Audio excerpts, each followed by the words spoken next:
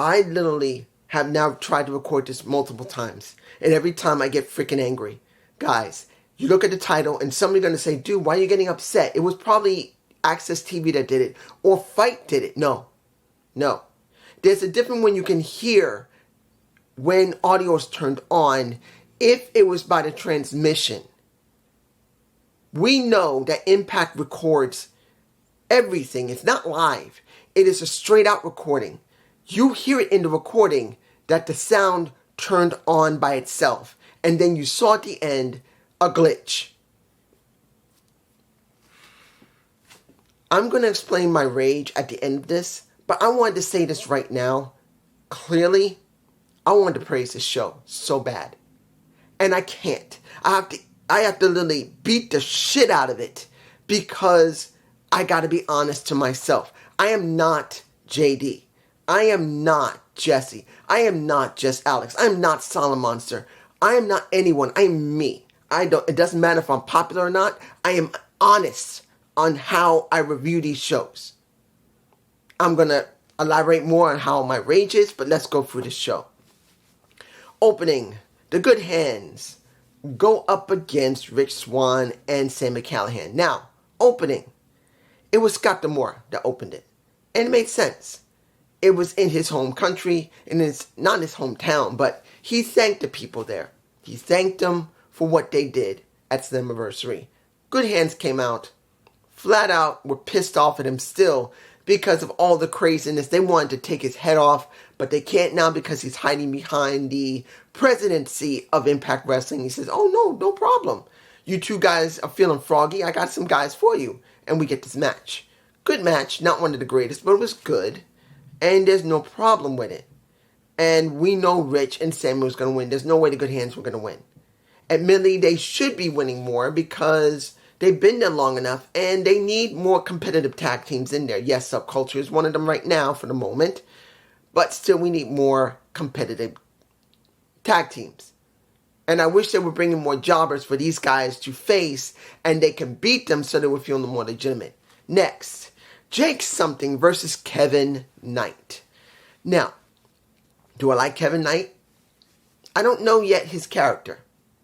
He's a face, yeah, but I'm not feeling him yet. I know Jake Something. I've known him for a long time. I've known him from the Deaners. And he's always been, well, at least in the beginning, he felt kind of characterless, but okay because he was in a tag team. Then he really developed himself as Jake Something by himself. JD even talked about him due to the fact that probably for House of Glory he met him while he's doing commentary with Solomonster. So he must know flat out, like I do, that Jake Something has developed himself. He's actually good. You see this match. It's somewhat one-sided. Well, not somewhat one-sided. It was one-sided. Jake Something destroyed this guy. Yes, Kevin Knight did get in some good defense. And I will say this about Kevin. He is a very good leaper. He can jump his ass off and make himself look very good. Does that mean he's doing well in other parts of pro wrestling? In other words, making the crowd feel like they're with him? Yes and no. Because of his high-flying ability, that is what's getting him over. Not character, not mic skills. It's just his high-flying ability, and that only goes so far. Sooner or later, he's got to make a promo. He's got to hold a character. And that's the reason why I'm not feeling him yet. I'm not surprised Jake Something won here because he's more established. He's got a character. People like, what? Why? Like that. You know it's Jake Something. So, it was alright in that respect. Next, Courtney Rush, my baby, well, she's not showing her boobs anymore. That was Rosemary. It's now Courtney. She's more conservative. She's covering her breasts instead of showing a whole bunch of cleavage. And she's going against Savannah Evans because of what happened during the match of Slammiversary. Now, did I care about this? No, because there's no story behind it. And we have seen them face each other before. But the interjection of a Jody Fret did help. Particularly that when she took Vidal. Because Vidal was messing with Courtney at one point. And next to Jessica coming out, Vidal got taken away by, well, What did she do with her? Well, not her, him. What did she do to him? Did she beat him up? Did she threaten him? Did she do something naughty to him and he's going, no, please don't show me your boob, no. Did she show her body to him? Will she imply that later as a story? Because when she finally brought her, well, I keep saying him, to... The only thing that Gazelle Shaw cared about was getting new clothes. Because he was supposed to pick out her clothes. She went and saw, what do they call them now? The MK Ultra? I think that's what Marsha and Kelly are calling themselves, the MK Ultra. When they saw them, they said, where's Vidal? They said, you're not going to see him until she's finished with him. And that was Marsha saying in not Japanese, but Russian. When they got Vidal back, he was on the floor in a fetal position once Jody Threat threw him on the floor. And she says simply, I didn't want to have to do that, but that better not happen again. So what did she do to him? What naughtiness did she do? What terror did she put him through? Did she show her body? Did she... What? What did she do? There you go.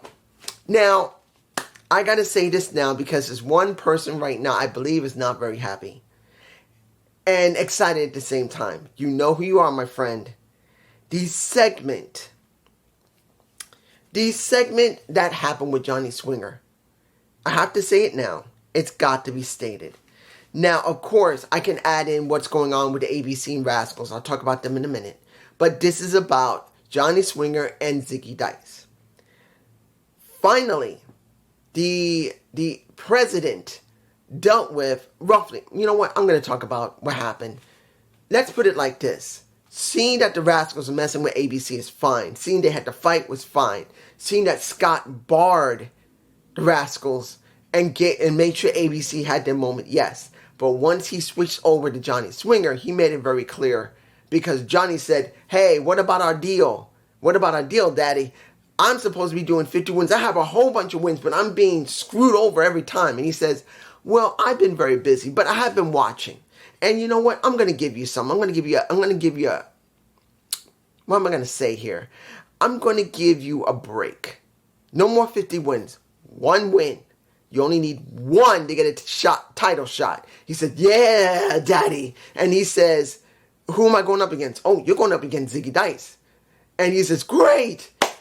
But, and this is the first part, he says, if you lose, you're fired. And then he says, oh, don't worry. And that's when he walked away. But Ziggy says, don't worry. I'll lay down for you. But then he comes back and he says, oh, almost forgot. I've seen some of your matches. So this is the real deal. I should have said it properly. Whoever loses is fired. Let me say that again for my friend who loves Johnny Swinger, who always thinks he's hilarious, who probably saw this and said, oh, this is going to be great. Johnny Swinger is going to win and Ziggy Dice is just going to leave Impact Wrestling. My friend, if you haven't noticed, Impact has been acting a bit chaotic with its production value. They just got new champions in Slammiversary. 5 out of 6 champions won. It has been very rare that ever happens in one show with Impact. WWE, they've done it more than a few times. But Impact does not. You, my friend, Stefan, I believe you're Stefan, or Steven. Actually, I call you Stefan because Steven, you sound more fancy as Stefan. I'm not trying to hurt your feelings, but I'm just being honest to you. If we don't hear in the cheat sheets that Ziggy's going, you know what that means. You know what that means. Neither one of them can cheat this time. One of them's going to lose and one's going to win. And if we don't hear anything on the cheat sheets that Ziggy Dice is leaving, you know what that means. That means Johnny's done. I'm just saying it because, yeah, maybe Ziggy is leaving the company. Because they're saying whoever does lose is gone from Impact. So it's a possibility that Ziggy Dice's contract is finished. Or it could be Johnny Swinger's. I'm just telling you the truth here. You don't know if Johnny's gone or not. So I know you're going to leave a comment down there saying this was hilarious. And I can't wait to see the match. But I'm going to say it in a comment when you leave it, Stefan. You better hold on to your hat. Because Johnny could be kicked out. He could be done. What are you going to do then? Because you love Johnny so much. No disrespect. You haven't seen him get what he deserved. So this is led all the way to here. This is it. Next week is finally done. Either he's going to get a shot, and then he's going to lose because we know he's not going to win against Alexander. And he's not going to win against Shelley. He's not going to win against either one of them. So if he does win, he's going to get a shot, and then he's going to get his ass handed to him. Or maybe because the stipulation is for Ziggy Dice to lose or win, maybe he'll get the shot. Johnny Swinger will be gone, and we'll see Ziggy Dice get his ass handed to him by either Alexander or Shelley. I just got to say it. I'm sorry. I had to say it. I'm sorry I had to. Let's move on to something that makes me very worried. Jonathan Gresham had an interview with Tom, and he's saying,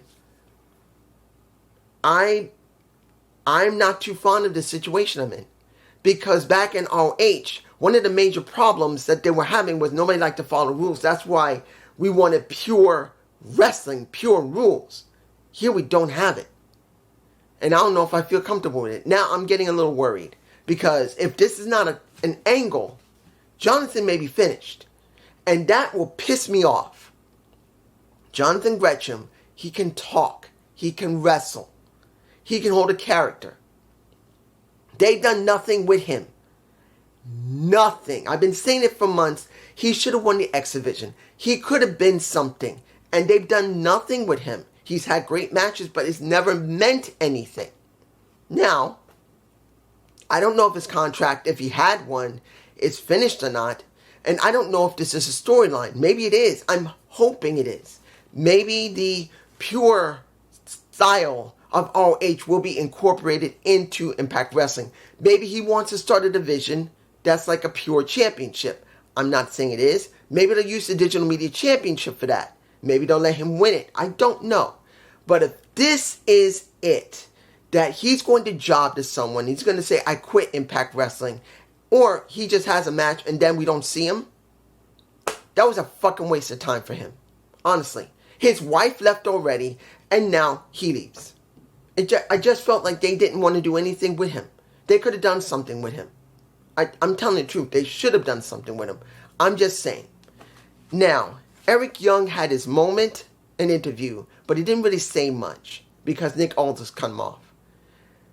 So, Eric Young is a face. Nick Aldis is not really a heel, but he's more of a old-style wrestler who cares about respect. And the way they're going is that they're going to have a match because it's going to be more about tradition and respect. I have no idea where this is going. I don't know if it's going to be good or not. And particularly the rumors about what's going on with Nick Aldis, which WWE wants him to be a producer when he's, 36, 37 years old? And he may not want this. I don't know. This is very, very chaotic right now when it comes to the rumors right now, especially with Nick Aldis. Don't know if his contract was very long. He may actually be finished with his contract, or he may not even have a contract. He may just do a short stint in Impact, and then he may leave and go to WWE because they want him as a producer in the back. It's already been stated they wanted him, but there's no statement that he's agreed or not. So it's still up in the air. Let me say this when it comes to Eddie and Kaz. It was cool. Seeing that it was Alicia who was talking instead of her husband is fine. Seeing that Alicia is talking for him as a valet, as a manager, it's fine. But seeing that Tracy Brooks, who is a bigger woman, more built woman, who's now having an attitude because she helped her man win, wants to fight, that sounds good too, because then we'll have something more in the Knockouts division. I'm not going to tell you that if Tracy's going to wrestle it's going to be good because we rarely seen her wrestle. And what few times I've seen her, she didn't look very good. She did not look good when she was wrestling. So it's been quite a while, and she's had a couple of kids. And unlike Alicia, who also has a couple of kids, she has still been wrestling. Whether she's good at it or not, she's in ring shape as best as she can be. So I have no idea if it's going to be a good feud or not between the four of them, but they are going there. And it's good to see that it is being booked correctly. Both are Kowalski guys. Both are being booked to see who's the best Kowalski guy. And their wives are there as well. One is a knockout original. The other one is a knockout that's really not got a lot of, well, not a lot of traction, but she has been used in high profile spots. And now she is now dealing with a knockout legend.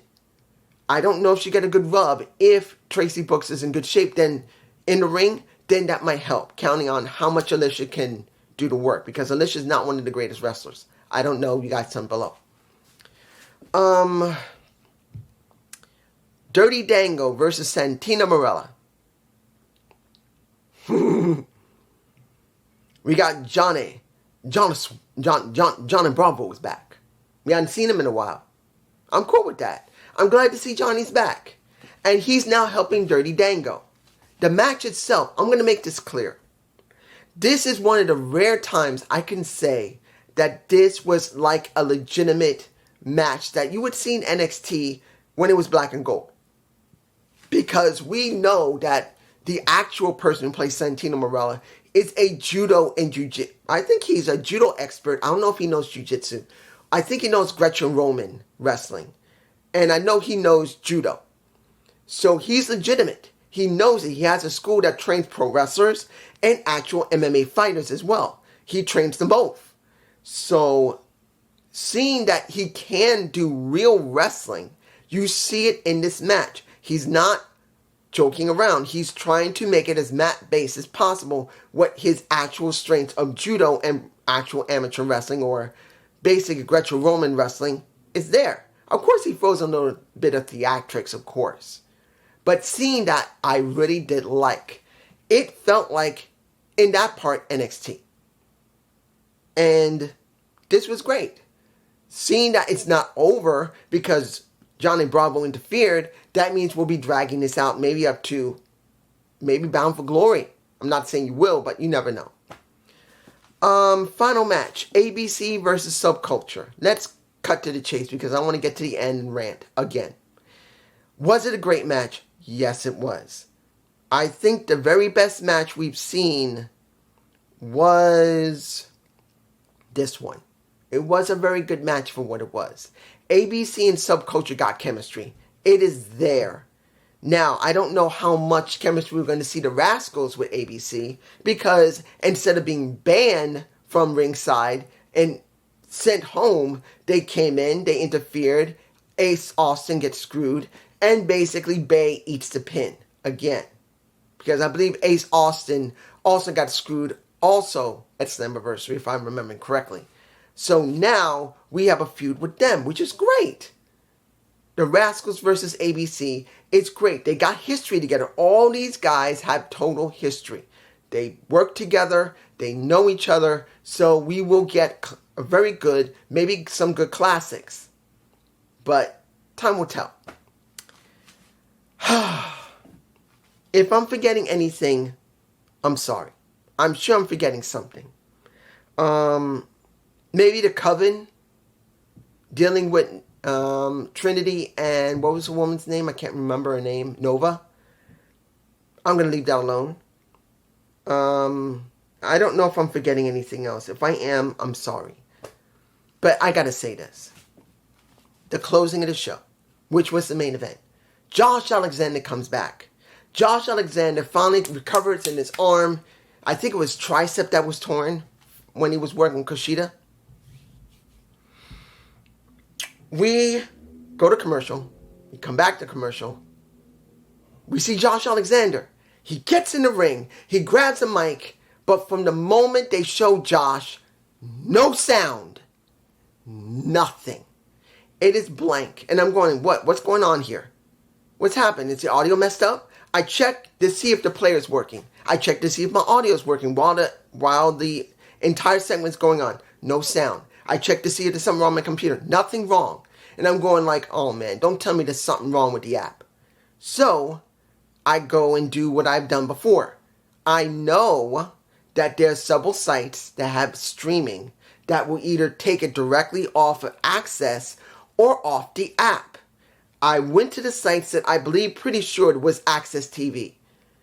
And no sound. Then I went to another site that I know for sure that also does the app, which I'm watching the app. No sound. And I realized those freaking motherfuckers messed up the audio on the recording. Because Access TV and the Fight Network app show exactly what Impact has recorded. If anybody says, well, this is what happened with Access TV, they messed up. Oh, Fight Network, they messed up. No. This was shown on both the regular network of Access TV and the Fight Network app. The exact same thing was recorded and the exact same thing was transmitted over the internet or on national network television. It was the same thing. Now, mind you, I want you to tell me below if you heard anything during the time when the entire segment was done between him, Alex Shelley, which I heard nothing. Lio Rush came out. I heard nothing. Kushida came out. I didn't even hear his music. And then finally the music for Bully Ray came on. But then, at the last minute, we started getting a loop. Briefly a loop, then another loop, and then it was over. They cut. Nothing else. And then we see whatever's coming on next on either Access TV or Fight. Fight went blank. Access TV showed what was on next. Guys, I want you to leave your comments below. Maybe I'm wrong, and maybe the app was malfunctioning, but Access TV had it. Tell me, please don't say that they, like one of the people I know who makes a comment, and you know who you are, saying that it looks like they shot themselves in their foot again. You know who you are. You say that a lot. Tell me if there was audio for you when you watched the show. I want to hear your feelings about this. Tell me if you heard any audio when Josh came out, Alex Shelley came out, Lio Rush came out, Kushida came out, and then Bully Ray when the audio came back on. Tell me if you heard it. Because when the audio came on, John Flanagan said, what the? He said that, if I remember correctly. I want to know what you heard. I want to know how you felt when you saw all of that. Understand, this show was good in Windsor. I want the cameramen from Windsor to be with Impact Wrestling all the time. The ones they normally have, leave them, fire them. They got new guys there that are probably from the nearby promotion. Let them be the ones because they did a good job. The production truck did a decent job in slicing, going from one camera to another. The cameraman generally did a perfectly fine job. It was a fine job. Audio was heard. Lighting was fine. You can hear the crowds. Sometimes they showed the fans, which was a good amount of people there, and we could hear them. I wanted to praise this show. Guys, I wanted to praise it. I wanted to say the show right after Slammiversary hit the ground running, and it could be laying laying everything down for the next major pay-per-view, which is Bound for Glory. Yes, I'll have the Impact Plus shows, but honestly, Bound for Glory, this could have been laying the groundwork for that. And I can't. And if anybody says, well, watch over on YouTube, people don't have time to check YouTube. They want to see it when they see it. Even if it's online, it's got to be in your face. Listen to me. I saw Dynamite, JD's, and I gotta be calm. When Jesse talked to JD about Impact Wrestling, and he told him what happened on Impact, he told him that he loves how it feels like NXT on Impact Wrestling. He said, clearly, this feels like black and gold NXT Impact Wrestling. It's scratching that damn itch. And he said, you see it? If you watch it, you will be hooked. This is what Jesse told JD. And JD said exactly what I said. He said, well, I would think about it if the production value was better. Do you hear what I've been saying to anyone who's been watching these videos for more than 2 years, up to 3 now? Impact's production value has been shit. Either the cameras haven't been working right, the lighting hadn't been working right, the audio hadn't been working right. There's always been some type of issue, and people try to make it like when the Impact Plus shows mess up, well, it's got to be the fight app. It's not the point. It is always something going on Impact's side. When they set everything up for the transmission for Fight Network, it's got to be on their end to make sure everything is working. Sometimes, yes, the app will mess up and crash. But when you're not doing the app, or better yet, when it's recorded, tell me, in the last year and a half, have you managed to see Impact correctly? Have you managed to see them when the lighting was right, or the audio was right, or the camera work was right? We know when you see most of these shows going from one place to another, they're not the same cameramen. It looks like they go to the promotions nearby and say, we need some cameramen, we will pay you, can we borrow them? Look what happened in Australia Down Under. Well, Impact Down Under. What did they do? They didn't bring their own cameramen. They used Oceanic's own cameramen. Oceanic's Pro Wrestling. They used their own cameramen. Instead of hauling their asses over there with their own people, they didn't do it. And it was the most horrible experience for night 1 and slightly better for night 2. This is Impact's MO. And hearing Jesse trying to convince JD to start watching Impact, and he says exactly what I said, that if the production value was better, maybe. This is what I said to everyone when Jesse started watching his show. When he started deciding to watch Impact and do a live stream of it, which he's probably doing right now. Chi-Town Smart of Jesse, he's probably already talking about it right now if he isn't finished yet. I have no idea if he was able to hear anything at the very end. I don't know. But as a guy who's been reviewing this for 11 years, Impact's production has always been spotty, and in the last 3 to 4 years, it has been bad. And I've been saying it, and now it's shown again. And I'm telling anyone who leaves a comment, tell me if you could hear the ending of the show. If you could or not. How did you feel? Did you get pissed off and you say, well, this is how Impact is? Just tell me.